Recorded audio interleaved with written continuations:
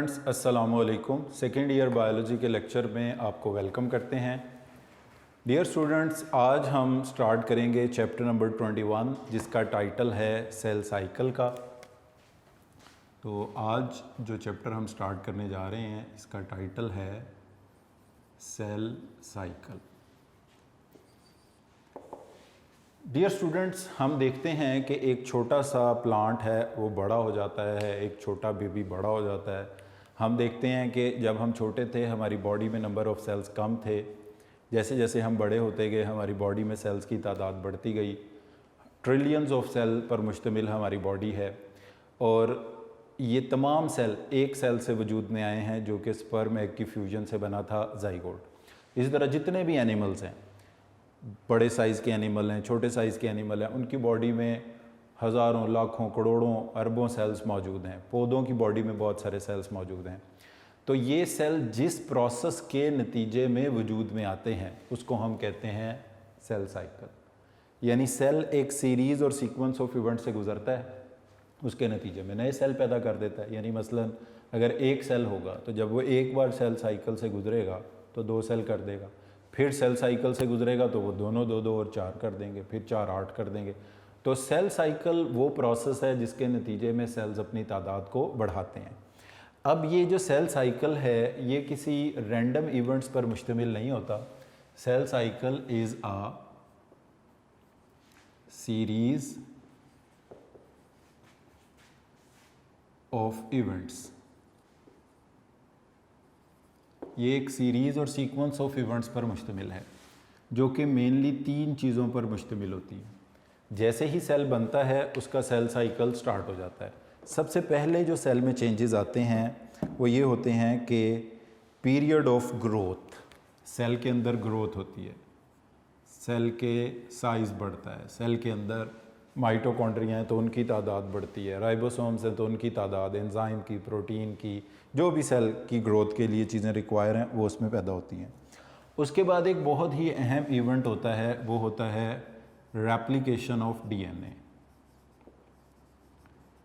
Replication of DNA, cell बड़ा हो जाता है, एंजाइम बना लेता है, राइबोसोम, प्रोटीन, आरएनए, डीएनए और इस तरह मतलब जो ये चीज़ों को इकट्ठा कर लेता है। जब डीएनए डबल होता है, रेप्लिकेशन का मतलब होता है डीएनए से डीएनए बनना।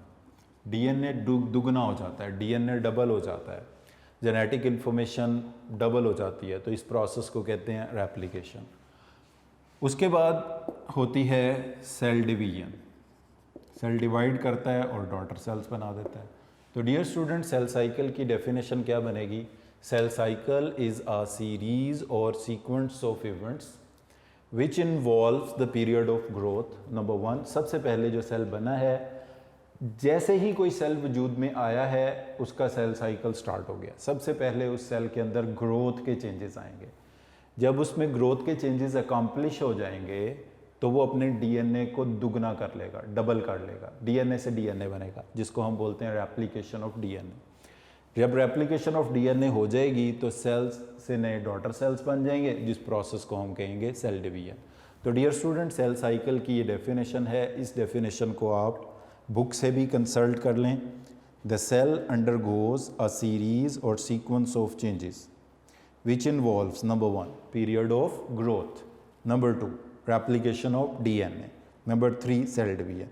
These all sequence of events collectively known as cell cycle. इन तमाम sequence of events को मजमूई तौर पर कहा जाता है cell cycle. Dear student, cell cycle को समझने के लिए हम इसको मुख्तलिफ इंटरवल्स ऑफ टाइम के अंदर डिवाइड कर देते हैं। तो सेल साइकिल को डिवाइड किया जाता है 2 मरहलों के अंदर।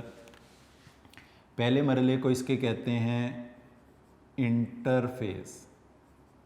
The first phase of cell cycle is known as interphase. Interphase को आप नॉन डिवाइडिंग फेज भी कह सकते हैं। नॉन डिवाइडिंग फेज कह दें, इंटरफेज कह दें, एक ही बात है। और ये वो फेज है जिसमें सेल अपना 90% टाइम कंज्यूम करेगा। यानी अगर सेल साइकिल में 24 घंटे लगते हैं तो उसमें से 90% टाइम सेल कौन सी फेज़ में गुजारेगा, नॉन डिवाइडिंग फेज़ में गुजारेगा। जितना भी अगर 100 मिनट लगते हैं तो 90 मिनट्स गुजारेगा। तो इंटरफेज़ लॉन्गेस्ट फेज़ है, इंटरफेज़ जो है वो सबसे लेंथी फेज़ है। इसको मिसलीडिंगली इनिशियली लोग इसको कहते थे रेस्टिंग फेज़, क्योंकि वो समझते थे इसके अंदर सेल में कोई चेंज नहीं आता। तो मिसलीडिंग नेम है इसका, रेस्टिंग फेज़ इसको कहा जाता था, बट ये बेटर इसके लिए क्या है, इंटरफेज़। बाद में पता चला it is a phase of high metabolic activity. इसके दौरान बहुत ज़्यादा मेटाबॉलिक एक्टिविटीज़ होती हैं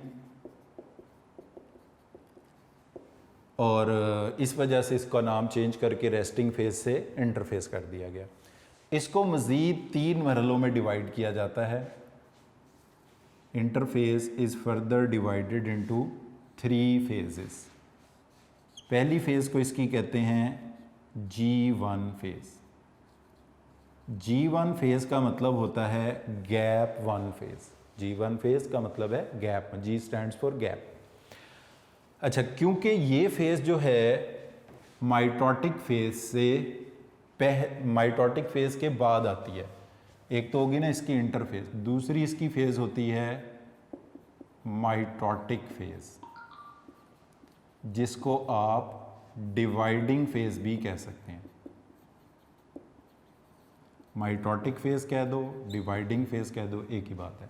और इसमें 10% सेल साइकिल का टाइम कंज्यूम होता है।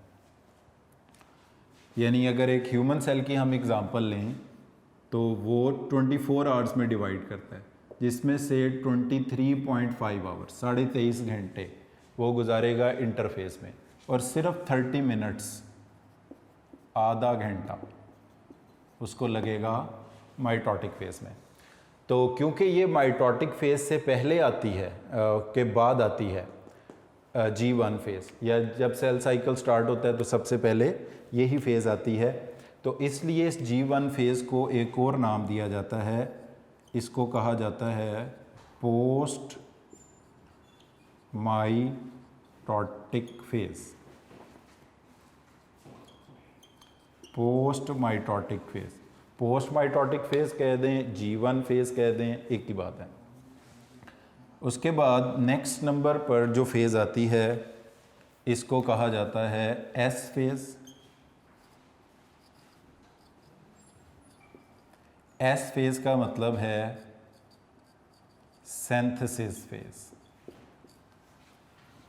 S स्टैंड्स फॉर सिंथेसिस, और DNA की सिंथेसिस होती है, अभी उसकी डिटेल्स की तरफ आते हैं। फिर आती है G2 फेज़।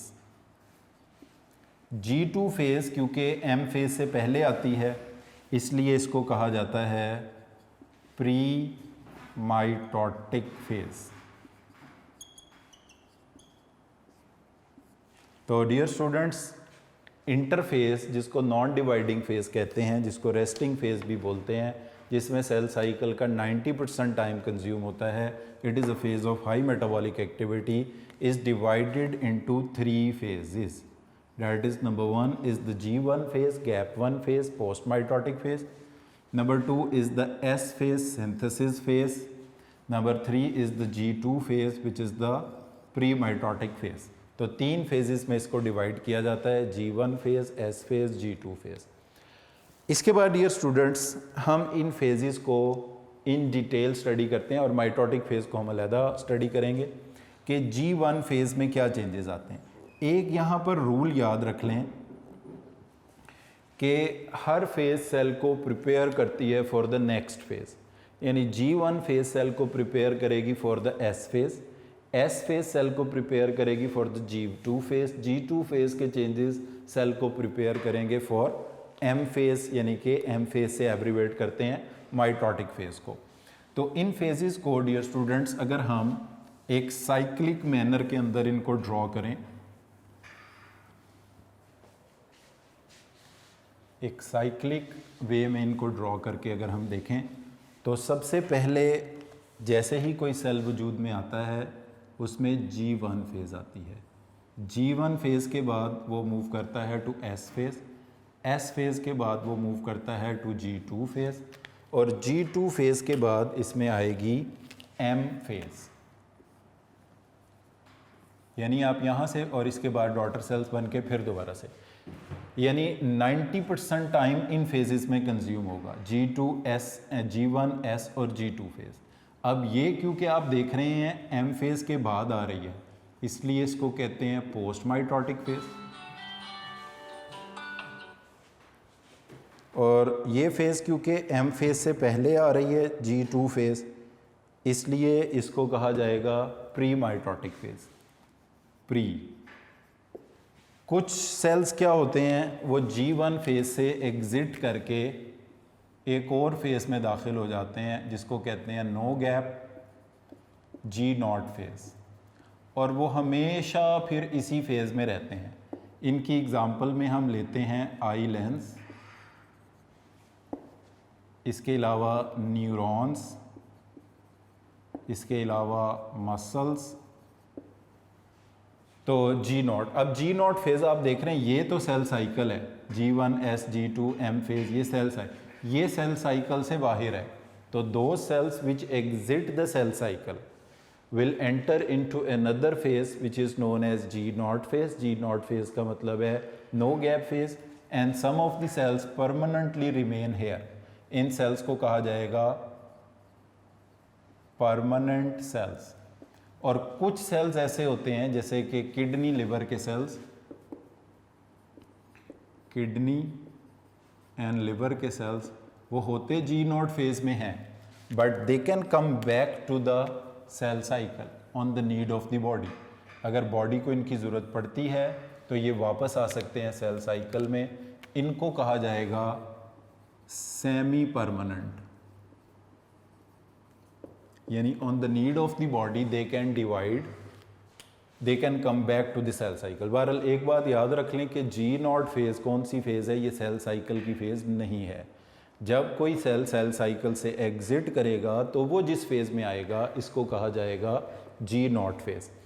अच्छा, अब यहाँ पर एक क्वेश्चन है कि G0 फेज़ में जो सेल्स होते हैं वो किस फेज़ से एग्जिट करके आते हैं। तो यहाँ आप इजीली देख सकते हैं, G0 फेज़ में जो सेल्स होंगे वो G1 फेज़ से एग्जिट करके G0 फेज़ में जाएंगे।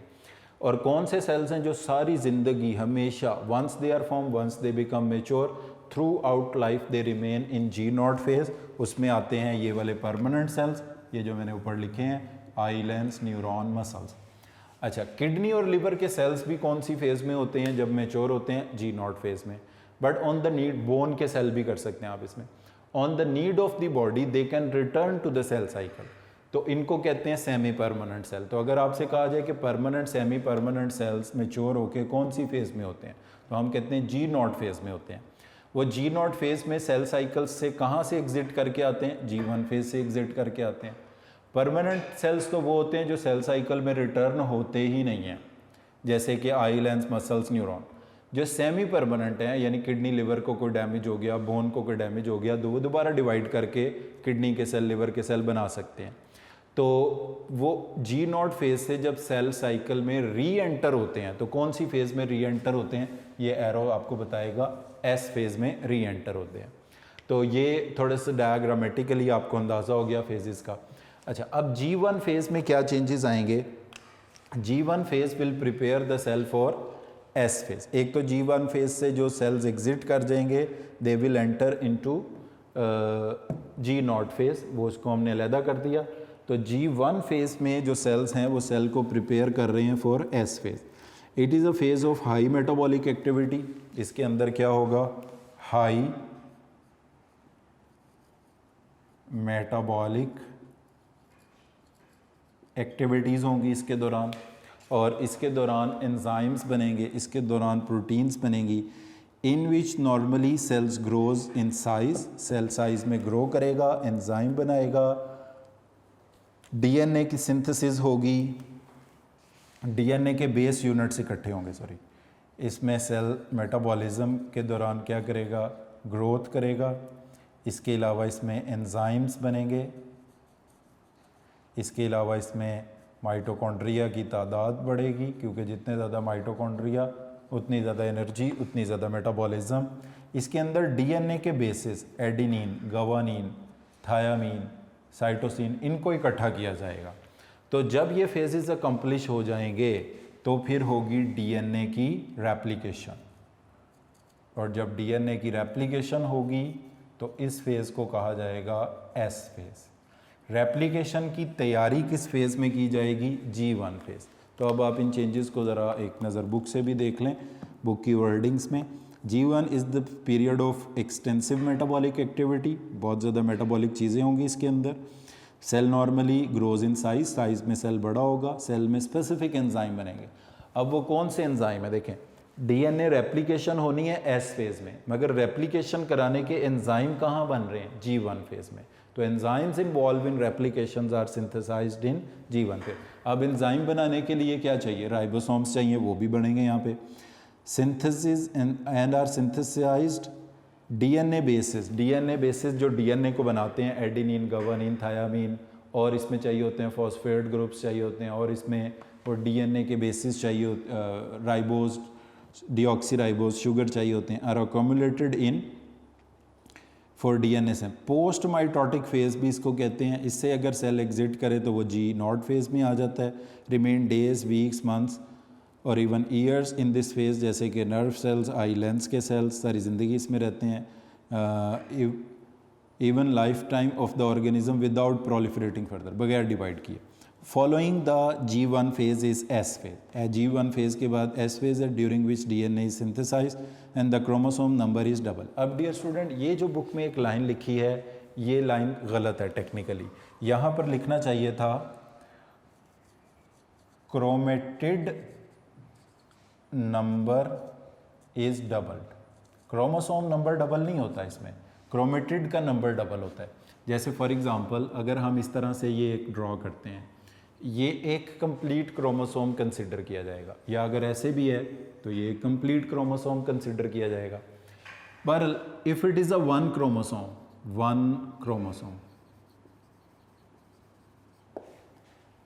अगर ये वन क्रोमोसोम है, अब ये बड़ी अहम बात है, आपने अच्छी तरह इसको समझ लेनी है। If it is a one chromosome and it has one chromatid, इसमें वन क्रोमेटिड है, तो इसमें वन डीएनए का मॉलिक्यूल होगा, एक डीएनए का मॉलिक्यूल होगा। यानी इस तरह की शेप का, फॉर एग्जांपल इस तरह की शेप का अगर एक क्रोमोसोम है, ये एक क्रोमोसोम है, इसमें एक क्रोमेटिड है, इसमें एक डीएनए का मॉलिक्यूल है। जब ये एस फेज से गुजरेगा तो इसमें बन जाएंगे सिस्टर क्रोमेटिड्स। ये पूरे का पूरा मैंने कहा आपको एक क्रोमोसोम और एक क्रोमेटिड था और एक डीएनए का। जब ये इस तरह का हो जाएगा तो इसको हम कहेंगे, अब ये क्या है, अब भी ये वन क्रोमोसोम ही है, क्रोमोसोम एक ही है, मगर इसके पास सिस्टर क्रोमेटिड्स हैं। जिसके पास सिस्टर क्रोमेटिड्स होते हैं उसके पास हम कहेंगे टू क्रोमेटिड्स हो गए, यानी क्रोमेटिड्स डबल हुए हैं। वन क्रोमेटिड से कितने हो गए? टू। क्रोमोसोम एक ही रहा है। क्रोमोसोम इसको कहेंगे ये नॉन डुप्लीकेटेड है या नॉन रेप्लिकेटेड है, और ये वाला क्या है, ये डुप्लीकेटेड है। तो आफ्टर डुप्लीकेशन, देखें डुप्लीकेट का लफ्ज़ इस्तेमाल करते हैं क्रोमोसोम के लिए, रेप्लिकेट का डीएनए के लिए। तो डीएनए डबल होगा तो डीएनए की रेप्लिकेशन, क्रोमोसोम के क्रोमेटिड्स डबल होंगे तो डुप्लीकेशन। ये एक क्रोमेटिड, एक क्रोमोसोम, एक डीएनए था, इसमें एक ही क्रोमोसोम है मगर क्रोमेटिड्स कितने हो गए? दो। जब क्रोमेटिड्स दो होंगे तो डीएनए के मॉलिक्यूल भी कितने हो जाएंगे? दो। तो ये बात आप अपने बहुत अच्छी तरह याद रखनी है। ये बुक में स्टेटमेंट लिखी तो है, हम पढ़ भी लेंगे ऐसे ही कि chromosome number double, but technically chromosome का नंबर डबल नहीं होता, क्रोमेटिड्स का नंबर डबल होता है। ये जो मैंने एक डायग्रामेटिकली पिक्चर यहाँ बनाई है, इसको आपने नोट डाउन कर लेना है। इसके आगे बहुत सारी चीज़ें हम इसके हवाले से कुछ एंट्री टेस्ट के पॉइंट्स डिस्कस करेंगे कि एक क्रोमोसोम में एक क्रोमेटिड भी हो सकता है, एक से ज़्यादा यानी सिस्टर क्रोमेटिड्स भी हो सकते हैं। जब उसमें सिस्टर क्रोमेटिड्स होते हैं तो वो डुप्लीकेटेड होता है, और जब उसमें जस्ट वन क्रोमेटिड होता है, उसकी कॉपीज़ नहीं होती, तो वो नॉन डुप्लीकेटेड होता है। एक क्रोमेटिड में एक ही डीएनए का पूरा लंबा मॉलिक्यूल होता है, वो जितना मर्जी कॉइल्ड हो, और जब 2 क्रोमेटिड होंगे 2 डीएनए के मॉलिक्यूल होंगे। तो क्रोमोसोम्स इस तरह की शेप से इस तरह की शेप में आ जाए तो क्रोमोसोम एक ही रहे, मगर क्रोमेटिड्स की तादाद जो है ना वो डबल हो गई है। तो ये बात आपने, ये चेंजेस आएंगे एस फेज़ में। एस फेज़ के बाद डियर स्टूडेंट्स आएगी G2 फेज़, और क्रोमोसोम की सिंथेसिस फेज़ के बाद जिसमें DNA is synthesise and the chromosome number book के मुताबिक double, which initiate G1 G2 phase pre mitotic phase will prepare the cell for M phase. अब ये G2 फेज़ सेल को M फेज़ के लिए प्रिपेयर करेगी। इसमें क्या चीज़ें बनेंगी, इसमें सेल डिवीजन के लिए एनर्जी चाहिए, क्रोमोसोम की मूवमेंट के लिए तो माइटोकॉन्ड्रिया चाहिए होंगे, प्रोटीन चाहिए होंगी, आरएनए चाहिए होगा, माइक्रोट्यूब्यूल्स स्पिंडल फाइबर्स के लिए चाहिए होंगे। तो ये सारी चेंजेस जब सेल के अंदर आ जाएंगी तो ये G2 फेज़ कंप्लीट हो जाएगी। इसके बाद इनका टाइम जो दिया हुआ है, कोई भी सेल जो है वो 9 आवर्स ह्यूमन बीइंग का सेल स्पेंड करता है G1 फेज़ में, ये इंपॉर्टेंट MCQ के पॉइंट है। 10 आवर्स स्पेंड करता है S फेज़ के अंदर, और 4.5 आवर्स स्पेंड करता है G2 फेज़ के अंदर। तो इन तीनों फेजेस में मिला के कितना टाइम लगेगा, 23.5 आवर्स। उसमें से 9 घंटे G1 फेज़ में, 10 घंटे S फेज़ में, G2 फेज़ में 4.5 आवर्स। तो इन तीनों में से लॉन्गेस्ट फेज़ होगी S फेज़, शॉर्टेस्ट होगी G2 फेज़। बाकी इनका टाइम आपको याद रखना है। और 30 मिनट सिर्फ लगेंगे M फेज़ में। तो पूरे सेल साइकिल का जो टाइम है वो है 24 आवर्स का, उनमें से 23.5 आवर्स टाइम है इन तीनों का मिला के इंटरफेस का, और 30 मिनट का टाइम है M फेज़ का, माइटोटिक फेज़ का। एक यहाँ पे MCQ का पॉइंट दिया हुआ, ये ह्यूमन सेल था 24 आवर्स का। यीस्ट अपना सेल साइकिल कितने टाइम में कंप्लीट करता है, तो यीस्ट डियर स्टूडेंट्स अपना सेल साइकिल कंप्लीट करता है जस्ट 90 मिनट्स में। तो ये चीज़ें अक्सर MCQ के अंदर आ जाती हैं कि यीस्ट अपना सेल साइकिल कितने टाइम में कंप्लीट करता है, 90 मिनट्स में। ह्यूमन बीइंग कितने में कंप्लीट करता है, 24 आवर्स में। ह्यूमन बीइंग के इंटरफेस में कितना टाइम लगता है, 23.5 आवर्स लगते हैं। G1 का कितना टाइम है, 9 आवर्स। S फेज़ का कितना है, 10 आवर्स। G2 फेज़ का कितना है, 4.5 आवर्स। और 30 मिनट्स किस में लगते हैं, M फेज़ में लगते हैं। तो यहाँ पर डियर स्टूडेंट्स ये सेल साइकिल का हमने जो इंट्रोडक्टरी पार्ट था उसको कंप्लीट किया है। इसमें मैं बता दूँ आपने जो चीज़ें याद रखनी है डेफिनेशन के लिए, सबसे पहले तो सेल साइकिल की डेफिनेशन है, फिर इंटरफेज़ है, period between 2 consecutive cell division को, यानी 2 M फेजेस के बिटवीन इंटरफेज़ होती है, इसको मिसलीडिंगली रेस्टिंग फेज़ भी कहते हैं। फिर सेल डिवीजन को माइटोटिक फेज़, इंटरफेज़ की ये 3 फेजेस हैं। G1 को पोस्ट माइटोटिक फेज़ कहते हैं, G2 को प्री माइटोटिक फेज़ कहते हैं, और इन दोनों के बिटवीन S फेज़ होती है। G1 का मतलब गैप 1 है, S का मतलब सिंथेसिस है, G2 का मतलब सेकेंड गैप है और प्री माइटोटिक फेज़ है, और नो गैप को G0 फेज़ कहते हैं। इन फेजेस में आने वाले चेंजेस, इनमें होने वाला जो टाइम है, ये आपने इसमें याद रखना है। अब ये आपकी बुक में एक सेल साइकिल फर्स्ट पेज पर डिस्क्राइब किया हुआ है, इसमें भी ज़रा देख लें। पहले नंबर पर देखें लिखा हुआ है G1 फेज़, और इसमें ये क्रोमोसोम वाला एक सेल एंटर हुआ है। इसमें एक क्रोमोसोम, जैसे मैंने आपको यहाँ पे बताया, एक क्रोमोसोम, एक क्रोमेटिड, एक डीएनए का मॉलिक्यूल है। G1 फेज़ इससे ये जब नेक्स्ट फेज़ में गया, इसमें डीएनए की सिंथेसिस यानी S फेज़ हुई, तो इसमें सिस्टर क्रोमेटिड्स बन गए। सिस्टर क्रोमेटिड ऐसा क्रोमोसोम हो गया, इसमें क्रोमोसोम एक ही रहा, क्रोमेटिड्स 2 हो गए, डीएनए के 2 मॉलिक्यूल हो गए। फिर इसके बाद इसमें G2 फेज़ आई। G2 फेज़ के बाद जब सेल डिवाइड किया, डिवाइडिंग फेज़ को M फेज़ कहते हैं, तो 2 डॉटर सेल बन गए। सेम चेंजेस फिर इनके अंदर आएंगे और यही प्रोसेस रिपीट होगा। अब डियर स्टूडेंट, इस सेल साइकिल के को हमने डिस्कस किया, इंटरफेस को डिस्कस किया, उनकी डिटेल्स डिस्कस की। अब जो माइटोटिक फेज़ है ना, इसके 2 तरीके हैं। एक है माइटोसिस, दूसरा तरीका है मियोसिस का। डियर स्टूडेंट्स, माइटोसिस के कॉन्सेप्ट को डिस्कस करने से पहले हम कुछ चीज़ें डायग्रामेटिकली बनाएंगे। ये जो मैं डायग्राम बनाने जा रहा हूँ, इसको आपने बहुत अच्छी तरह अंडरस्टैंड करना है, और इसमें आने वाले चेंजेस को।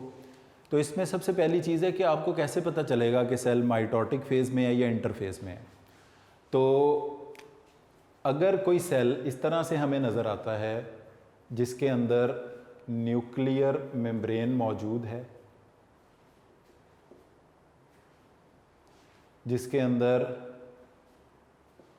न्यूक्लियोलस मौजूद है, जिसके अंदर क्रोमोसोम नहीं है, क्रोमेटिन मौजूद है, और इसमें पेयर ऑफ सेंट्रियोल्स हैं, सेंट्रोसोम कहते हैं आप इसको।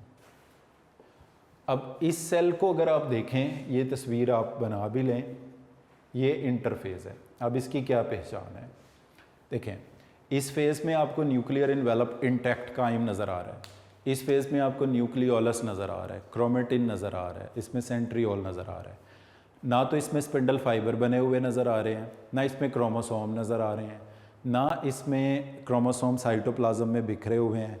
तो इस तरह की शेप का अगर सेल आपको नज़र आता है जिसमें न्यूक्लियस कायम हो, क्रोमेटिन मौजूद हो, न्यूक्लियोलस मौजूद हो, तो ये डेफिनेटली इंटरफेज़ है। अब इसके बाद जो माइटोटिक फ़ेज़ है ना, उसकी कुछ फेजेस की मैं आपको नाम बता देता हूँ, इनकी डिटेल्स हम नेक्स्ट लेक्चर में स्टडी करेंगे। तो डियर स्टूडेंट, जो माइटोसिस है इसको दो मरहलों में डिवाइड किया जाता है। पहले मरहले को इसके कहते हैं कैरियोकाइनेसिस, कैरियन से ये निकला है लफ्ज़, और काइनेसिस का मतलब है डिवीजन। तो कैरियोकाइनेसिस का मतलब होगा डिवीजन ऑफ न्यूक्लियस, यानी कि माइटोसिस की जो पहली फेज़ है वो कैरियोकाइनेसिस है, डिवीजन ऑफ न्यूक्लियस है। इसकी अब 4 फेजेस हैं। पहली फेज़ को इसकी कहेंगे प्रोफेज़, दूसरी फेज़ को इसकी बोलेंगे मेटाफेज़, तीसरी फेज़ को इसकी बोलेंगे एनाफेज़, चौथी फेज़ को इसकी बोलेंगे टीलोफेज़। अच्छा, अब ये कैरियोकाइनेसिस मुकम्मल हो जाएगी। अब इसकी दूसरी फेज़ आएगी जिसको कहा जाता है साइटोकाइनेसिस। अब अक्सर स्टूडेंट्स से जब हम पूछते हैं कि ये साइटोकाइनेसिस क्या है, तो वो कहते हैं डिवीजन ऑफ साइटोप्लाज्म। ऐसा नहीं है, साइटोकाइनेसिस कहते हैं डिवीजन ऑफ होल सेल, पूरा सेल के 2 हिस्सों में डिवाइड हो जाने को कहते हैं। तो डियर स्टूडेंट्स, अगर आपसे कहा जाता है कि माइटोटिक फेज़ को कितनी फेजेस में डिवाइड किया जाता है, तो हम कहेंगे माइटोसिस की 2 फेजेस हैं। कौन कौन सी? Karyokinesis and cytokinesis. कैरियोकाइनेसिस का मतलब है डिवीजन ऑफ न्यूक्लियस, साइटोकाइनेसिस का मतलब है डिवीजन ऑफ होल सेल। यहाँ पे साइटोप्लाज्म को रेफ़र नहीं कर रहा, साइटो सेल को रेफ़र कर रहा है। वैसे भी साइटोलॉजी कहते हैं स्टडी ऑफ सेल स्ट्रक्चर को। तो साइटोकाइनेसिस का मतलब है डिवीजन ऑफ होल सेल। अब कैरियोकाइनेसिस की 4 फेजेस हैं, प्रोफेज़, मेटाफेज़, एनाफेज़, टीलोफेज़। तो 4 फेजेस में इसको डिवाइड किया गया है। तो डियर स्टूडेंट, आज के लेक्चर को हम इधर ही कंक्लूड करते हैं। नेक्स्ट लेक्चर में हम यही फेजेस स्टडी करेंगे कि माइटोसिस का प्रोसेस क्या है, उसमें प्रोफेज़, मेटाफेज़, एनाफेज़, टीलोफेज़ में क्या चेंजेस आते हैं। तो आज के लेक्चर में डियर स्टूडेंट हमने सेल साइकिल के कॉन्सेप्ट को स्टडी किया, इंटरफेस को स्टडी किया, इनकी G1, S phase, G2 phase, G0 phase को स्टडी किया, और इनमें होने वाला टाइम और इनमें आने वाले चेंजेस, और थोड़ा सा माइटोसिस का इंट्रोडक्शन किया। नेक्स्ट लेक्चर में हम माइटोसिस की फेजेस को स्टडी करेंगे। तो आज के लेक्चर को हम इधर ही कंक्लूड करते हैं। Thank you very much for today.